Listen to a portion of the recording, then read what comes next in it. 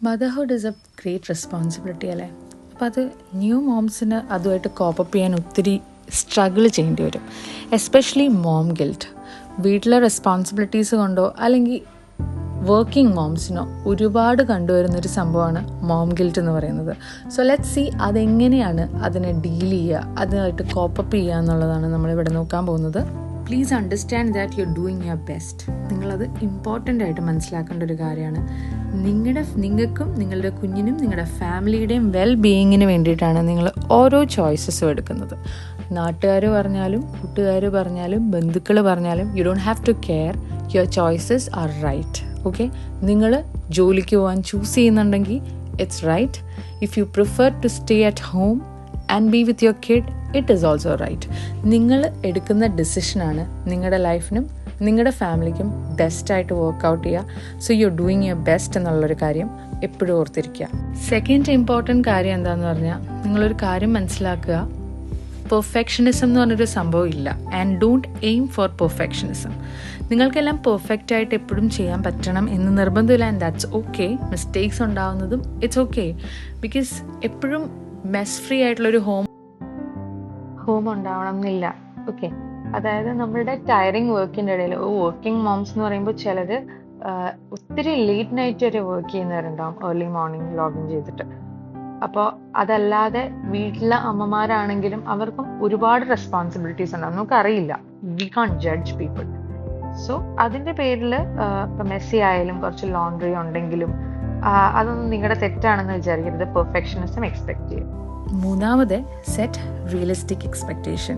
നമ്മളുടെ എക്സ്പെക്റ്റേഷൻസ്, നമ്മൾ വിചാരിക്കും നമുക്ക് ഒരുപാട് കാര്യങ്ങൾ ചെയ്തു തീർക്കാൻ പറ്റുന്നു. ബട്ട് ബീങ് എ മോം നമ്മൾ ഉദ്ദേശിക്കുന്ന പോലെ നമ്മളെ ഷെഡ്യൂൾ പോകണമെന്നില്ല. സോ റിയലിസ്റ്റിക് ആയിട്ടുള്ള വർക്കിലാണെങ്കിലും വീട്ടിലാണെങ്കിലും നമുക്ക് കംപ്ലീറ്റ് ചെയ്യാൻ പറ്റുന്നുള്ള എക്സ്പെക്റ്റേഷൻസ് മാത്രം ഡെയിലി സെറ്റ് ചെയ്യുക. അല്ലെങ്കിൽ നിങ്ങൾ സ്ട്രെസ്ഡ് ഔട്ട് ആവാൻ ചാൻസസ് ഉണ്ട്. ഓക്കെ, ഒരമ്മയാവുന്ന ഉത്തരവാദിത്വത്തിനോടൊപ്പം ജോലിയും വീട്ടുകാര്യങ്ങളും എല്ലാം കൂടെ വരുമ്പോൾ ബേസിക്കലി എന്താ സംഭവിക്കുന്നതെന്ന് പറഞ്ഞാൽ, നമ്മുടെ എനർജി കംപ്ലീറ്റ്ലി ഡ്രെയിൻ ഔട്ട് ആവാറുണ്ട് by the end of the day. അപ്പം നമുക്ക് സെൽഫ് കെയർ എന്ന് പറഞ്ഞ് ഒന്നും തന്നെ ചെയ്യുന്നില്ലെങ്കിൽ നമ്മുടെ അവസ്ഥ എന്തായിരിക്കും? So practice self care and self love. നമ്മൾ എക്സസൈസ് ചെയ്യുക, ജിമ്മിൽ പോകാൻ പറ്റുന്നവരാണെങ്കിൽ അങ്ങനെ ചെയ്യുക. നമ്മുടെ ഹോബീസ് എന്തെങ്കിലും ഉണ്ടെങ്കിൽ അതിൽ വർക്കൗട്ട് ചെയ്യുക. നമുക്ക് ഇൻട്രസ്റ്റിംഗ് ആയിട്ട് എന്തൊക്കെ ചെയ്യാൻ പറ്റുമോ അതെല്ലാം ചെയ്യാൻ സമയം കണ്ടെത്തുക. അതിന് കുറച്ച് നേരത്തെ എഴുന്നേൽക്കേണ്ടി വരുമെങ്കിൽ അത് ചെയ്യുക. അടുത്തത്, ബിൽഡ് എ സപ്പോർട്ട് നെറ്റ്വർക്ക് എന്നാണ് പറയാം. അതായത് നമുക്ക് കുറച്ചു നേരം സംസാരിച്ചിരിക്കാൻ പറ്റുന്ന പോലത്തെ ആളുകൾ ഉണ്ടാവില്ലേ? അത് ഫ്രണ്ട്സ് ആയിരിക്കാം, ഫാമിലി ആയിരിക്കാം, കൊളീഗ്സ് ആയിരിക്കാം. അതായത് നമുക്കൊരു വിഷമം തരാത്ത, നമ്മുടെ എന്തെങ്കിലും സങ്കടം കേൾക്കുമ്പോൾ നമ്മളെ എൻകറേജ് ചെയ്യുന്ന, എന്തെങ്കിലും ഒരു ഹെൽപ്പ് ഓഫർ ചെയ്യുന്ന, ഹെൽപ്പൊന്നും ഓഫർ ചെയ്തില്ലെങ്കിൽ ഒരു ലിസണിങ് ഇയർ തരുന്ന ഒരാളെ, അങ്ങനെ കുറച്ച് ഫ്രണ്ട്സിൻ്റെ ഒരു നെറ്റ്വർക്ക് ക്രിയേറ്റ് ചെയ്താൽ വളരെ നല്ലതായിരിക്കും. ബിക്കോസ് ഷെയർ ചെയ്യുമ്പോൾ നമ്മുടെ ബേർഡൻസ്, നമ്മുടെ മനസ്സിലെ വിഷമമൊക്കെ ഭയങ്കര ലൈറ്റ് ആവുമെന്നാണ് പറയുന്നത്, right? So build a support network. അടുത്തത്, സെലിബ്രേറ്റ് യുവർ അക്കംപ്ലിഷ്മെന്റ്സ്. നമ്മൾ ചെറിയ ചെറിയ ചെറിയ വിജയങ്ങളാണെങ്കിലും ചെറിയ സന്തോഷങ്ങളാണെങ്കിലും അതെല്ലാം സെലിബ്രേറ്റ് ചെയ്യുക. അക്കംപ്ലിഷ്മെന്റ് എന്ന് പറയുമ്പോൾ നിങ്ങൾക്ക് പ്രൊമോഷൻ കിട്ടണമെന്ന് തന്നെയില്ല. ചെറിയൊരു അപ്രീസിയേഷൻ സീനിയറിൽ നിന്ന് കിട്ടിയാലോ, അല്ലെങ്കിൽ ഒരു ജൂനിയർ നിങ്ങളൊരു നല്ല മെന്ററാന്ന് പറഞ്ഞാലോ, അതൊക്കെ നമുക്ക് സന്തോഷം തരുന്നൊരു കാര്യമാണ്, റൈറ്റ്? അപ്പൊ അതുപോലത്തെ ഒത്തിരി കുഞ്ഞു കുഞ്ഞ് സന്തോഷങ്ങൾ നമ്മുടെ ലൈഫിലുണ്ടാകും. അതൊക്കെ സെലിബ്രേറ്റ് ചെയ്യുക. അതിൽ പേഴ്സണൽ ലൈഫിൽ വരുന്ന ബർത്ത്ഡേസോ അങ്ങനെ കുഞ്ഞു ഫങ്ഷൻസ് ആണെങ്കിലും അത് ഹാപ്പി ആയിട്ട് ഫാമിലിയിലൂടെ സെലിബ്രേറ്റ് ചെയ്യാം. മോസ്റ്റ് ഇമ്പോർട്ടൻ്റ് ആയിട്ടുള്ള ഒരു പോയിന്റ് ആണ് എംബ്രേസ് ഫ്ലെക്സിബിലിറ്റി എന്നുള്ളത്. അതായത് നമുക്ക് ഒരുപാട് പ്ലാൻസ് ഉണ്ടാവും. ഓൾറെഡി പറഞ്ഞ പോലെ തന്നെ മദർഹുഡ് ഇസ് അൺപ്രഡിക്റ്റബിൾ. നമ്മളിപ്പോൾ ഒരു ട്രിപ്പ് പ്ലാൻ ചെയ്യുന്നുണ്ട്, ബട്ട് പെട്ടെന്ന് കുഞ്ഞിന് പനി വരികയാണ്, അതല്ല കുഞ്ഞ് ഭയങ്കര വാശിയാണ്, നമുക്ക് പ്ലാൻസ് അതിനനുസരിച്ച് ചേഞ്ച് ചെയ്യേണ്ടി വരും. സോ അങ്ങനെയൊക്കെ വരുമ്പോൾ ഡിസപ്പോയിന്റഡ് ആവേണ്ട കാര്യമില്ല. Because motherhood is like that. അപ്പം നമ്മൾ അതുമായിട്ട് അഡാപ്റ്റ് ആവാൻ കുറച്ചുകൂടെ പഠിക്കുക. So it's fine. നമുക്ക് ഫ്ലെക്സിബിൾ ആയാൽ കുറച്ചുകൂടെ ഈസി ആയിട്ട് ലൈഫ് മൂവ് ചെയ്യാൻ പറ്റും. Okay, course communicate openly. Okay, അത് നമ്മുടെ ഫാമിലി ആയിട്ടാവാം, നമ്മുടെ ഫ്രണ്ട്സ് ആൻഡ് കൊളീഗ്സ് ആയിട്ടാവാം. അതായത് നമ്മുടെ കൂടെ മദർഹുഡ് ഷെയർ ചെയ്യുന്ന ആളുകളുണ്ട്. അതായത് നമ്മുടെ കുഞ്ഞിന്റെ അതേ ഏജ് ഗ്രൂപ്പിലുള്ള പേരൻസുമായിട്ട് കമ്മ്യൂണിക്കേറ്റ് ചെയ്യുമ്പോൾ നമുക്ക് കുറച്ചുകൂടെ അറിവ് കിട്ടും.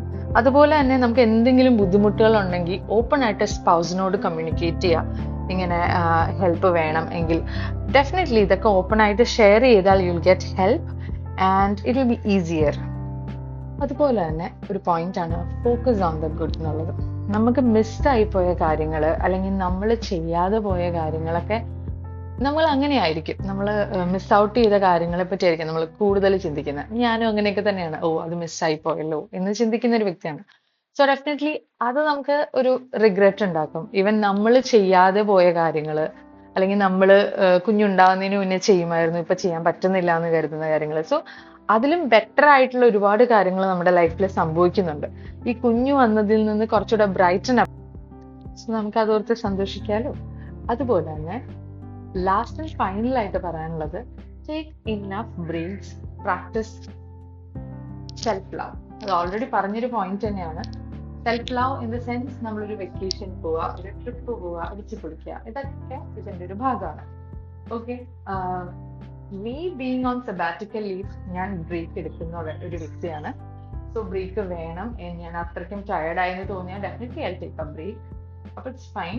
നമ്മൾ വർക്ക് ചെയ്യുന്ന മദേഴ്സ് ആണെങ്കിൽ നമുക്ക് സബാറ്റിക്കൽ ലീവ് വർക്ക് ലൈഫ് ബാലൻസിന്റെ പേരിൽ അപ്ലൈ ചെയ്യാൻ പറ്റും. അതുപോലെ തന്നെ വീട്ടിലെത്തുന്ന അമ്മമാരാണെങ്കിൽ ഹസ്ബൻഡിനോട് പറയുക, ഒരു ബ്രേക്ക് എടുക്കുക, ട്രിപ്പ് പോവുക, അതൊക്കെ അത് നിങ്ങളുടെ രീതിയിൽ അത് ക്യാരി ഔട്ട് ചെയ്യുക.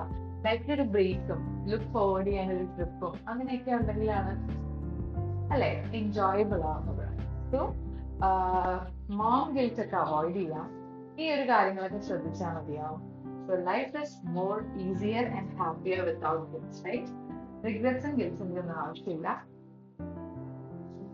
Stay happy and blessed. Enjoy your life. Thank you for